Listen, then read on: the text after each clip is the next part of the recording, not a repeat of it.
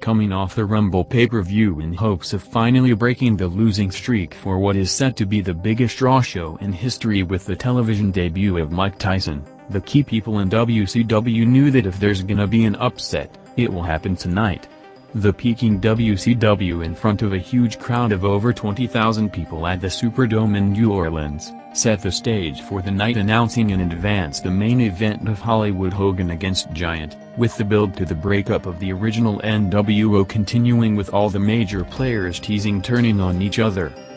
Hogan and Bischoff came out for a promo continuing to tease problems in the NWO. Hogan said that there's a pecking order with him on top and the rest needs to get in line, saying that he might get them in line if someone steps over it, before hyping the main event against Giant for later. Hogan, who was in the middle of a new contract negotiations with the company, still has not signed a deal, with every day that passes without an official word adds more fuel to the fire of a shocking return to the WWF.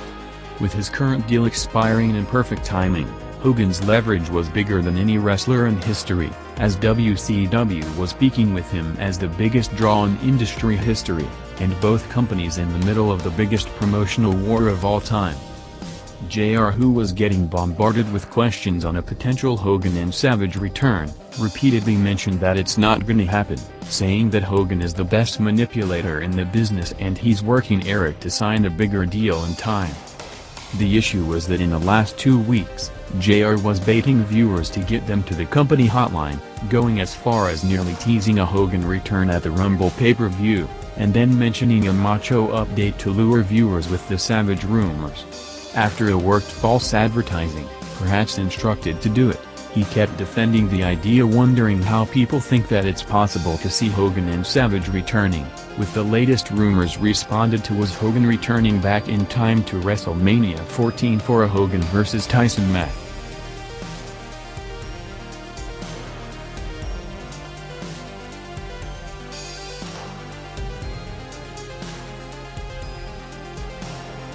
Giant opened Nitro second hour hyping his upcoming Hogan and Nash matches, tonight's main event, and as sold out Saturday. Hogan and Nash came out with Nash taunting Giant with the no-touch stipulation, before Randy Savage came out pushing Hogan on Nash, with Hogan then making the save with the bat, leading to Sting running in and dropping Hogan to a huge pop from the Superdome.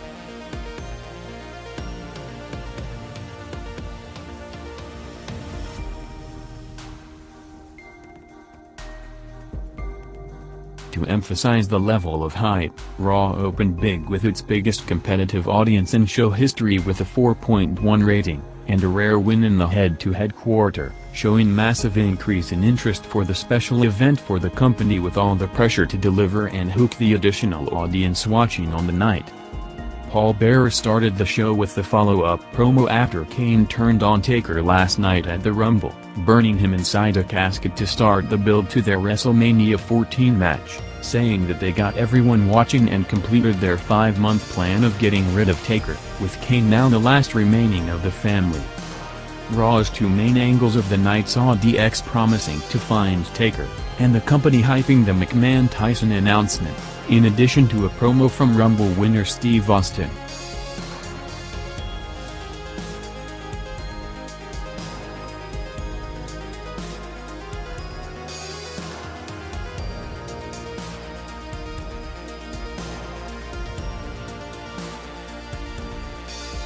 After the last few weeks of strong segment, including the memorable confrontation in Atlanta on January 5, Ric Flair and Bret Hart came out for the final hype for one of the biggest dream matches of all time, with the first ever televised Hart vs Flair match Saturday at Sold Out. The program built around Bret's best ever saying, with Flair taking exception to it as Bret is now in Flair territory. Bret said that he respects Flair and knew when he came to WCW he will have to prove it again, telling Flair that Saturday Flair will feel why he's the best ever. Flair said that moments like Hart and Flair in the ring people will remember for a lifetime, and after the match Hart will never call himself better than he is, giving Bret a chance to say it one more time, with Bret responding that he will know at the pay-per-view in another strong segment to build anticipation to the match.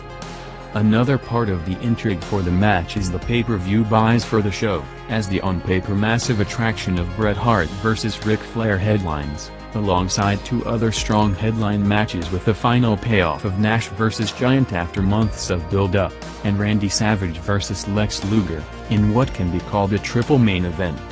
The intrigue is to see how the show does as compared with the big Hollywood Hogan pay-per-views, with him not on the card for the show. After the rare first quarter loss, WCW took the lead and stayed there for the remainder of the show, jumping big for the end of the Flair-Hart segment along with the following Jericho Juventud match.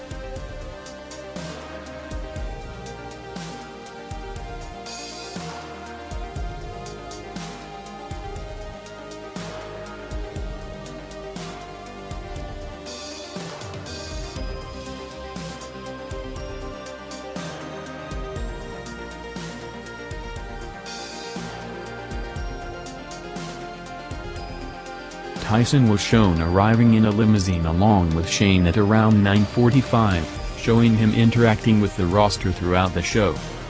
DX were searching Taker all over the arena, showing a hearse arriving in a comedic segment.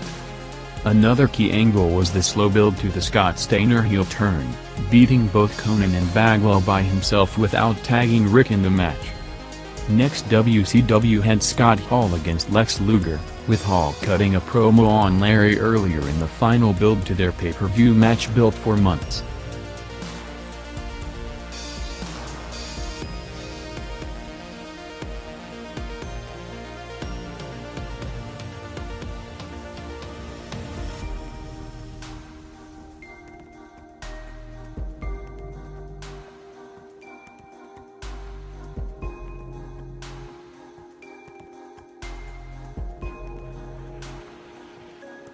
The Monday Night Wars format changes again starting Monday, with WCW permanently moving to 3 hours from 8 to 11, with Tony announcing that Monday Night Raw, which is the most watched show in cable TV on a weekly basis, became too hot for 2 hours and the decision was made to expand, also meaning that from next week, the shows will return to head-to-head competition for the entire 2 hours.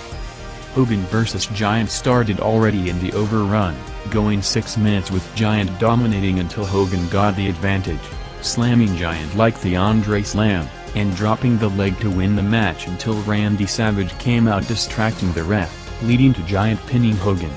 The post-match saw the NWO turning on each other, but with the idea that they're still fighting together against WCW members, ending with a brawl until Sting came from the ceiling of the huge stadium to a massive reaction to end the show, peaking the night with a 4.7 rating.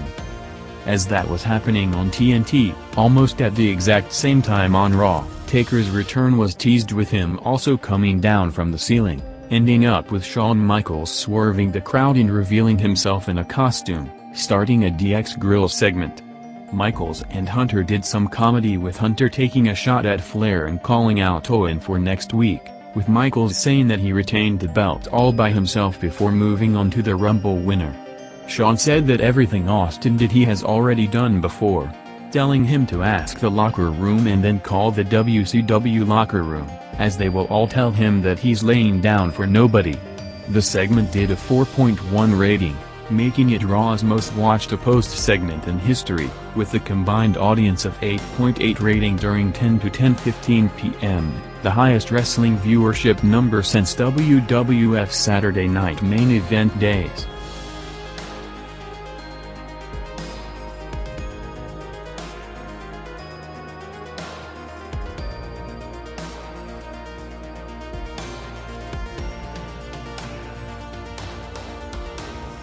After almost 2 hours of a mega-hype job, Vince McMahon walked to the ring at around 10:50 p.m. for the big segment, with both Tyson and Austin promoted throughout and held off, targeting a huge final quarter, peaking the night for Raw with a 4.7 rating, the highest rating in almost a year and one of the biggest in Raw history overall, as both companies had major positive points with the combined viewership setting a new record.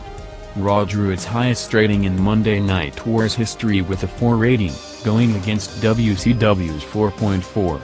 Another win for WCW could be seen at the Hogan vs Giant match, despite going against the most watched opposed Raw segment ever, still peaked the night and had more than 100,000 viewers than the unopposed Tyson-Austin McMahon segment. Vince hyped the biggest announcement in company history and introduced Mike Tyson to a mixed reaction. Tyson said that he is a fan since he was 8 years old and just happy to be there, mentioning Bruno Sammartino as one of his favorites to a smiling reaction from McMahon, before Vince went back to the announcement, mentioning Tyson and WrestleMania as Steve Austin interrupted for the highest profile segment of his career so far with game-changing worldwide exposure. Austin said that he's not there to make friends with Tyson, saying that Tyson is standing in his ring and he's gonna take him out, starting a brawl to end a perfectly executed all-time great segment. With parts of it making any news or sports channel and publication in a mainstream media blitz not seen in the company since its last golden era boom period. After the show went off the air, Vince, knowing that publicity will be at a peak, sent out a press release saying that Tyson, who is still suspended from boxing after the Holyfield ear bite, refuses to stay in his scheduled guest referee role and instead wants to fight Austin at Mania, in another scenario to the planned Michaels-Austin match, in what is set to be the company's biggest event in a generation.